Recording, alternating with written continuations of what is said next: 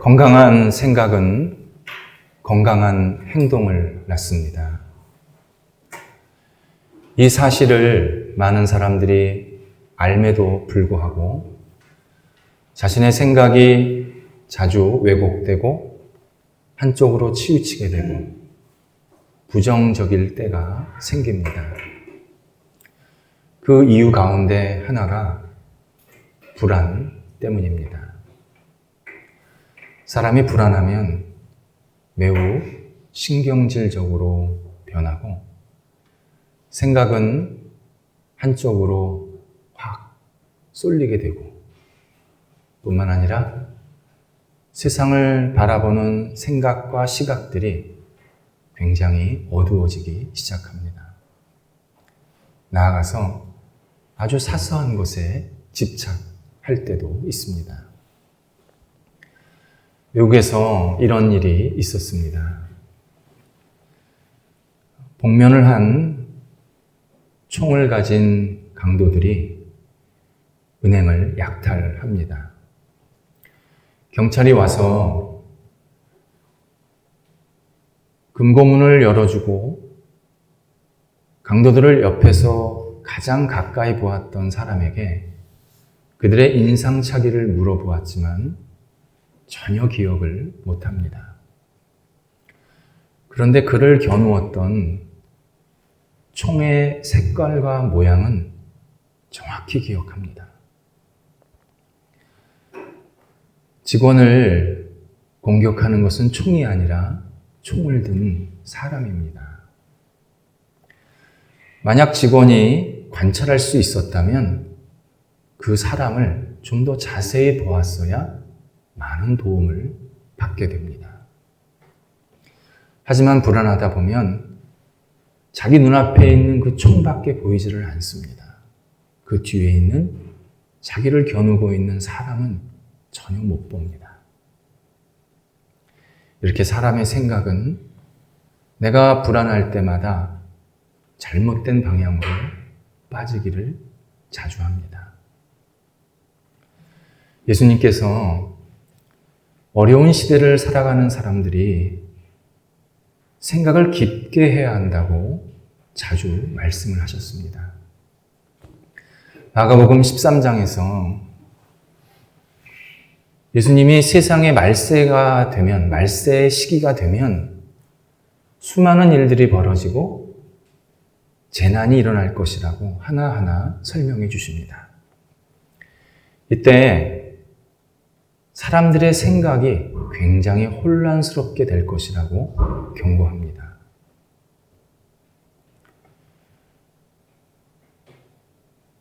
일례로 어떤 사람이 예수 그리스도가 여기 있다, 저기 있다, 이렇게 사람들한테 말한다는 겁니다. 그러면 사람들이 그의 말을 듣고 그냥 따른다는 겁니다. 예수님은 절대 그의 말을 믿지 말라고 말씀을 하십니다. 예수님께서는 재림의 때에 있을 일들을 이미 우리에게 충분히 말씀해 주셨습니다. 그래서 말세 때에 일어날 일들을 우리가 보면서 하나님의 때, 하나님의 뜻을 깊게 생각하라는 겁니다. 어느 사람이나 어느 단체가 예수님이 오셨습니다, 예수님이 여기 계십니다 한다고 해서 당신이 거기에 있지 않다고 얘기하십니다. 오히려 예수님은 온 세계 사람들이 보는 앞에서, 똑똑히 보는 앞에서 이 땅에 다시 오실 것이라고 약속하고 계십니다. 혼란의 시대를 살아가는 사람들이 정신줄을 바짝 차려야 되는, 올바른 생각을 계속 견지해야 되는 분명한 이유입니다. 본문에서 사도 바울도 사람이 가지는 생각이 그 사람의 인생의 방향을 결정한다고 말씀합니다. 바울이 본문에서 생각이라는 단어를 반복해서 사용하고 있습니다. 굉장히 강조하고 있습니다. 생각이란 머리로만 하는 것이 아니라 마음까지 동원된 일입니다. 그래서 이 생각을 우리나라 말로 가장 잘 표현할 수 있는 단어가 집중입니다.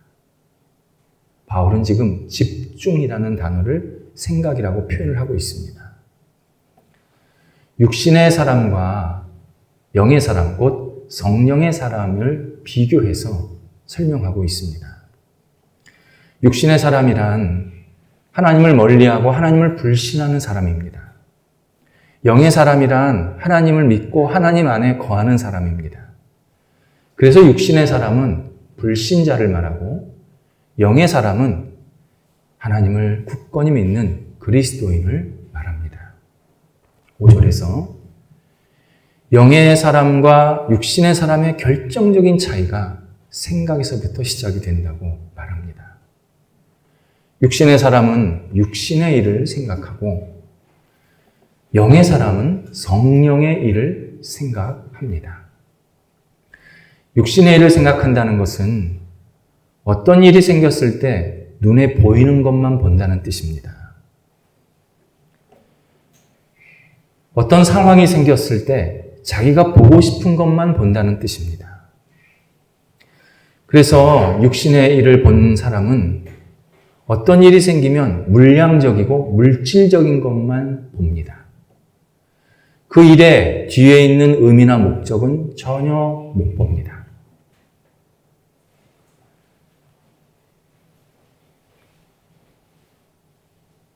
육신의 사람은 도덕주의자이기도 합니다. 사람들은 도덕주의자들이 굉장히 고상한 생활을 하고 있다고 생각합니다. 아닙니다. 물질주의자가 자신의 가치를 물질에 두는 것처럼 도덕주의자는 자기의 도덕성을 자신의 가치로 삼습니다. 그래서 자기의 도덕성이 공격을 당하면 막 화를 냅니다. 그리고 자기의 도덕성이 폄하받으면 어쩔 줄을 몰라 합니다. 벌벌벌 떱니다. 도덕주의자는 가장 육신의 사람의 대표적인 모습입니다.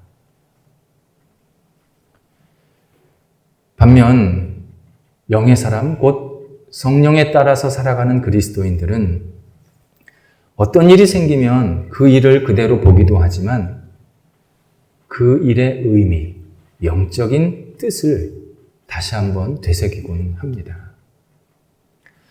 미국 사람들이 가장 존경하는 대통령인 에이브러함 링컨은 신실한 기독교인이었습니다. 일부 정치가들은 그는 술수가 높은 정치인이었다고 평가를 합니다. 정치가 눈에는 그가 정치하는 사람밖에 보이지를 않는 것입니다. 그게 늘 한계입니다. 하지만 그는 굉장히 영적인 사람이었습니다. 링컨이 노예 해방 전쟁을 시작한 것도 영적으로 노예 제도는 하나님의 뜻이 아니었다라는 분명한 판단을 했기 때문입니다. 그리고 남북전쟁이 계속 진행이 되면서 미국의 경제가 황폐합니다. 완전히 망가집니다. 그런데 남북전쟁이 끝날 때쯤에 경제가 다시 일어날 기미가 확실히 보입니다. 이때 링컨이 다시 미국에 큰 영적인 위기가 올 것이라는 것을 깨닫습니다. 그래서 국민들에게 이렇게 담화문을 발표합니다. 머지않아 미국은 돈 때문에 굉장한 혼란을 받을 것입니다. 돈은 사람들을 부정부패하게 만들 것입니다. 돈은 불의한 일을 정당하다고 포장하게 만들 것입니다. 돈은 미국 사람들의 마음에 주인이 되려고 계속 우리들의 영혼을 흔들게 될 것입니다. 이렇게 담화문을 발표하면서 우리 모두가 하나님께 간절히 기도하는 시간을 갖자고 제안을 하게 되었습니다.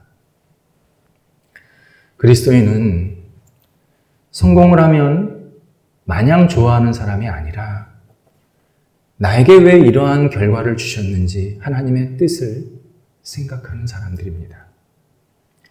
실패를 하면 그냥 주저앉는 것이 아니라 이 시간을 통해서 하나님께서 내게 어떤 것을 깨닫기를 원하시는지 하나님의 뜻을 생각하는 사람들입니다. 물론 그리스도인들이 100% 하나님의 뜻을 이룰 수는 없습니다.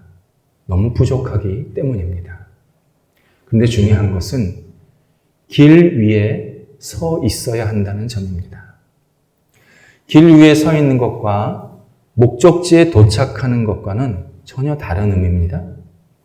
길 위에 있어도 목적지까지 가려면 한참을 더 가야 합니다. 그런데 길 위에 있어야 목적지에 갈 수 있습니다. 길을 벗어나면, 길을 이탈하면 목적지가 안 보입니다. 그리고 방황합니다. 우리가 부족하지만 예수 그리스도 안에서 예수 그리스도가 가신 그 길 위에서 계속 있어야 합니다. 내가 어려울 때, 내가 실패했을 때일수록 더 예수님 안에 거해야 합니다. 그래야 다시 일어날 수 있습니다. 다시 출발할 수 있습니다. 그리고 출발하는 그 방향이 분명히 옳은 방향이 될 수 있습니다. 그 길을 벗어나면 정말 내 인생의 길을 완전히 잃어버리게 됩니다. 그래서 바울은 6절에서 육신의 사람이 중간에 들르는 정거장과 영의 사람이 중간에 들르는 정거장이 다르다는 것을 설명해 주고 있습니다. 육신의 사람이 들리는 정거장은 사망입니다. 사망이란 영혼의 죽음을 말합니다. 동물이 병이 들면 옆에 사람이 가서 툭 쳐도 그냥 무기력하게 주저앉습니다. 마찬가지로 영이 힘이 없고 죽으면 살아계신 하나님께 반응을 못합니다. 예를 들어서 시편 19편 1절에서 온 세상이 하나님의 영광을 선포한다고 말씀합니다. 그런데 육신의 사람은 온 세상을 보면서 하나님을 전혀 발견하지는 못합니다. 그냥 화려하다, 추하다, 많다, 적다만을 보면서 이것들을 이용해서 내가 어떻게 내 유익을 찾을까만 봅니다. 생각합니다. 하나님께서 만드신 솜씨, 하나님께서 그 자리에 그것을 있게 하신 의도, 목적을 전혀 발견하지를 못합니다. 교회에서도 이런 일이 있습니다. 예배를 드리고 나면 어떤 사람은 큰 깨달음과 함께 도전을 받습니다. 그리고 지금 또 앞으로 내가 이렇게 살아야겠다. 그런 고백을 하게 됩니다. 이분은 영혼이 살아있는 분입니다. 하나님께서 예배 시간에 그의 영혼을 똑똑똑 두들겨 주셨을 때 그거에 반응을 한 겁니다. 반면에 예배 시간에 내내 내가 여기 왜 있지? 나 여기 왜 왔지? 저분이 지금 무슨 말을 하지? 내가 지금 할 일이 많은데 너무 바쁜 사람이 한가하게 여기 앉아 있는 거 아니야? 그건 하고 올 걸. 이러면서 몸은 여기 있는데 영혼은 딴 데가 있습니다. 이분은 안타깝게도 영혼이 죽은 상태입니다. 육신의 일만 덜 생각하다 보니까 하나님께서 그에게 똑똑 두들기셔도 때로는 강한 충격을 주셔도 전혀 반응을 못합니다. 그냥 모든 게 돌아가는 게 겉으로만 보이고 내용물은 하나도 없어 보입니다. 그래서 육신의 사람은 결국 영적인 도전이나 깨달음을 전혀 가질 수가 없습니다. 숨만 쉬었지 영혼은 불이 꺼져 있는 것입니다. 반면에 성령의 사람은 성령께서 그에게 생명과 평안을 주신다고 약속하십니다. 생명이란 영원히 기쁘고 활기찬 겁니다. 여러분 그런 경험 해보셨습니까? 삶이 여유가 있어서가 아니라 내 몸이 건강해서가 아니라 내 영혼이 막 기쁘고 활기찹니다. 뭔가 기대감이 있습니다. 성령 안에 거하는 사람에게 성령께서 주시는 은혜입니다. 평안이란 주변 환경과 관계없이 영원히 안정된 상태를 말합니다. 사람들이 열심히 일하고 소유를 채우려는 이유 중 아주 큰 이유가 자신의 삶을 평안하게 만들기 위함입니다. 내가 이것을 가지면, 이 정도 갖추면 내 영혼이 좀 평안하지 않을까? 내 삶이 좀 근심 걱정이 없어지지 않을까? 그런 기대감을 갖고 소유를 계속하게 됩니다. 그런데 소유를 한다고 내 영혼에 만족감이 생기지를 않습니다. 잠시는 생길 수 있습니다. 짧은 기간 내에는 만족할 수 있습니다. 근데 시간이 지나면 내가 뭘 더 가져야 되지?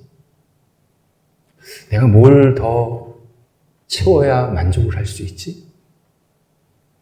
나를 즐겁게 하는 게 또 뭐가 있을까? 이렇게 계속 뭔가를 자꾸 찾게 됩니다. 그래서 소유는 인간의 영혼에 평안을 주는 게 아니라 공허함을 줍니다. 수많은 사람들이 그것을 우리한테 보여주었습니다. 어떤 분은 저는 공허해도 좋으니까 좀 가져볼래요. 가져서 공허함이 못 가져서 공허함보다 훨씬 큽니다. 이루 말할 수가 없습니다. 가진 건 있는데 내 마음이 헛헛한 것을 해결할 수가 없습니다. 평안은 하나님께서 하나님 안에 거하는 사람에게 주시는 선물입니다. 제가 한 작가가 그린 2개의 작품을 아주 감명 깊게 감상한 적이 있습니다. 그림입니다. 제목이 전쟁과 평화입니다. 어떤 사람이 길을 가는데 주변이 굉장히 화려합니다. 그런데 저 끝에 시커멓습니다. 어둡습니다. 이 그림 제목이 전쟁입니다. 어떤 사람이 길을 가는데 주변이 복잡합니다. 사나운 들짐승도 있습니다. 그런데 길 끝에 환하게 빛나는 아담한 집이 있습니다. 평화입니다. 내가 지금 살아가는 환경이 화려하고 아무리 넉넉하고 좋아도 내 끝에 희망이, 소망이 없다면, 내가 이렇게 살다가 그냥 죽는 것으로 끝이라면 그 사람은 지금 전쟁 같은 생활을 하고 있는 겁니다. 매일 속에서 전쟁이 일어납니다. 가정에서 전쟁이 일어납니다. 주변 사람과 전쟁이 일어납니다. 내가 살아가는 것이 조금 어렵고 힘들어도 저 끝에 나에게 주시는 하나님의 소망이 있다면, 그리고 하나님의 품이 나를 기다리고 있다고 내가 확신하고 깨닫는다면 그 사람은 지금 어떤 상황이 있든 평화를 누리고 있는 것입니다. 평화는 예수 그리스도 안에서 예수 그리스도를만을 믿고 의지하는 사람에게 주시는 하나님의 은혜입니다. 우리는 이 사실을 절대 놓치지 말아야 합니다. 계속해서 바울이 7절에서 육신의 사람이 가지고 있는 종교, 신앙에 대해서 설명을 하고 있습니다.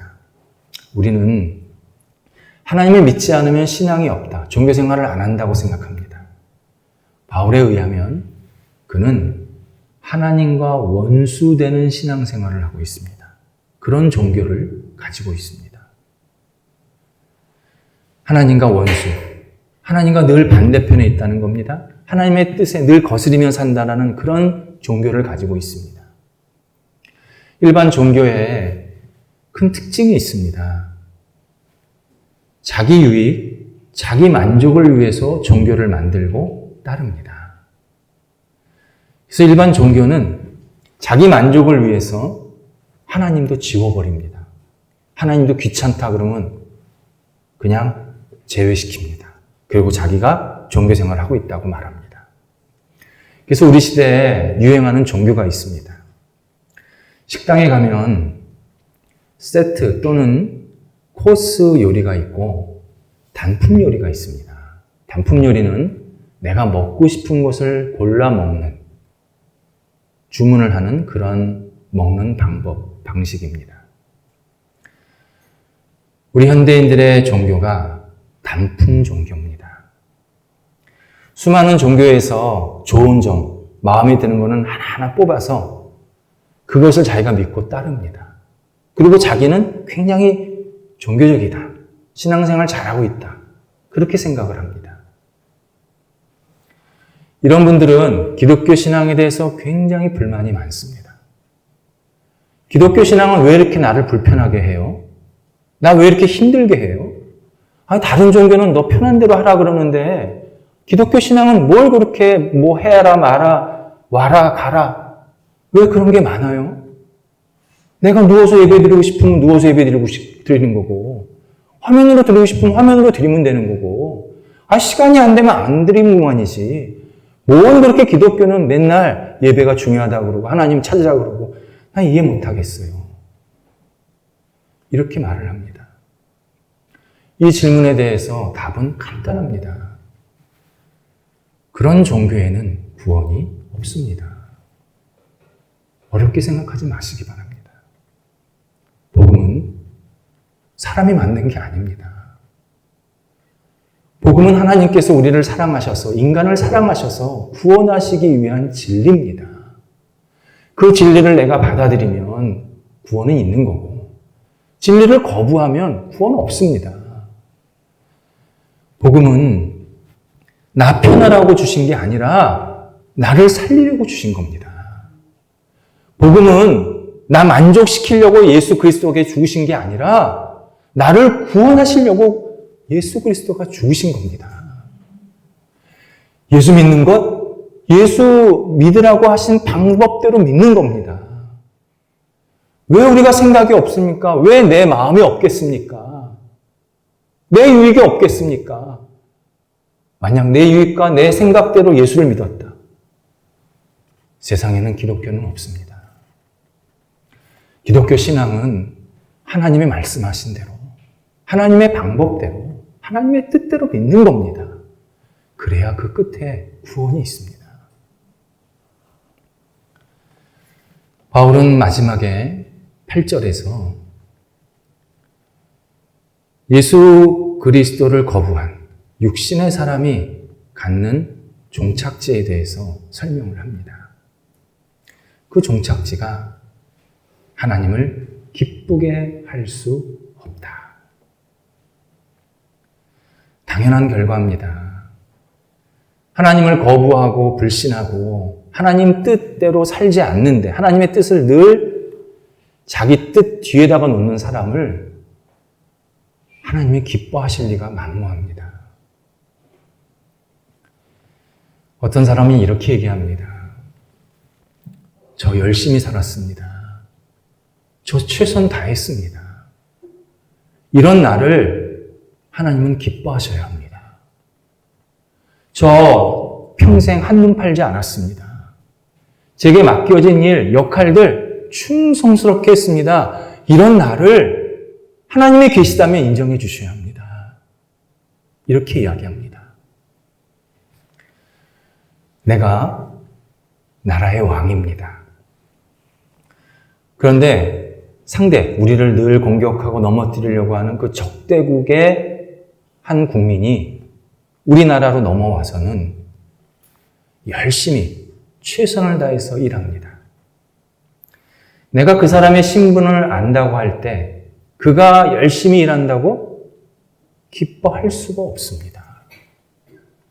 그 사람의 신분은 적대국의 시민입니다. 그가 여기 온 이유는 자기 유익 또는 자기 나라의 유익을 위해서 우리의 중요한 사항들, 일들을 다 빼가려고 하는 의도가 다분합니다. 그런 사람을 내가 기뻐할 수가 없습니다. 하나님을 멀리하고 하나님을 불신하는 사람이 아무리 열심히 일해도, 아무리 최선을 다하고 죽을 힘을 다해서 살아도 그의 신분은 하나님 반대편입니다. 하나님 멀리한 사람입니다. 하나님을 믿지 않은 사람입니다. 하나님 그거를 기뻐할 수가 없습니다. 하나님은 뭐가 부족해서, 뭐가 필요해서 인간에게 너 노력해라. 너 성과 있으면 나한테 좀 가져와라. 네 열매 있으면 나한테 좀 보내라. 그러시는 분이 아닙니다. 하나님은 원하시면요, 길거리에 있는 돌 가지고도 찬양을 받으시는 분입니다. 우리에게 원하시는 것 딱 하나입니다. 내 안에 거하라.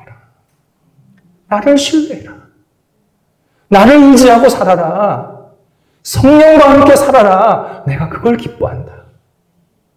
우리가 예수님 안에 거하고 예수 그리스도를 의지하고 살다 보면 때로 실패도 할 수 있고 잘못도 할 수 있고 넘어질 수도 있습니다. 하나님 그거 뭐라 그러지 않습니다. 다시 이렇게 세워주십니다. 다시 시작하라고 용기를 주십니다. 단 예수 그리스도 안에 있어야 합니다. 예수 그리스도만을 의지하고 성령의 사람으로 살아야 하나님은 우리를 기뻐하십니다. 사람의 생각에는 중립이 없습니다. 내가 하나에 집중을 하게 되면 다른 하나는 집중을 못하는 게 당연합니다. 내가 하나를 붙잡고 살면 다른 하나는 놔야 합니다. 결혼이랑 똑같습니다. 내가 한 사람과 결혼을 했으면 세상의 모든 사람은 포기해야 합니다.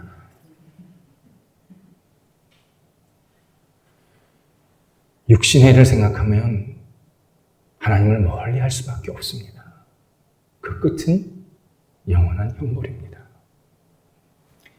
성령의 일을 생각하면 하나님이 나한테 점점 가까워오시고 육신의 일은 점점 멀어집니다. 그 끝은 영생입니다. 유럽과 미국의 신앙 대부흥운동에 영향을 주었던 조나단 에드워즈라는 분이 계십니다. 그는 굉장한 신앙적 고민이 있었습니다. 그 고민의 내용이 어떻게 하면 신앙인이 하나님의 기쁨으로 살게 할 수 있을까? 자신이 전한 복음을 듣고 많은 사람들이 주님께로 돌아왔습니다. 그런데 그 다음 단계가 필요했습니다. 복음으로 돌아왔는데 그렇다면 지금서부터는 하나님의 기쁨으로 살아야 되는 거 아니냐? 어떻게 해야 이 사람들을 그렇게 이끌 수 있을까? 굉장히 오랫동안 고민하면서 기도했습니다. 에즈워즈는 오늘 본문을 통해서 큰 깨달음을 얻게 됩니다. 하나님이 기뻐하시는 사람은 일상에서 하나님을 생각하고 하나님의 뜻, 하나님의 마음, 하나님의 그 계획들을 계속 생각하면서 한 발자국씩 움직이는 사람. 그 사람을 하나님께서 기뻐하심을 깨닫게 되었습니다. 그 결과로 주일에 나와서 예배도 드리고 찬양도 하고 봉사도 하는 겁니다. 그래서 하나님이 기뻐하시는 겁니다. 반면에 평소 때는 하나님 생각 전혀 안 합니다. 하나님의 뜻, 하나님의 계획 전혀 나랑 관계 없습니다. 육신의 생각으로 가득 차 있습니다. 근데 때 되면 나와서 예배드리고 찬송하고 봉사한다. 결코 하나님이 기뻐할 수 없는 삶을 살고 있다고 깨닫게 되었습니다. 그리스도인은 성령의 일을 생각하는 사람입니다. 성령의 일이란 내 생활 속에서 하나님의 뜻이 무엇일까? 하나님의 마음이 어떤 것일까?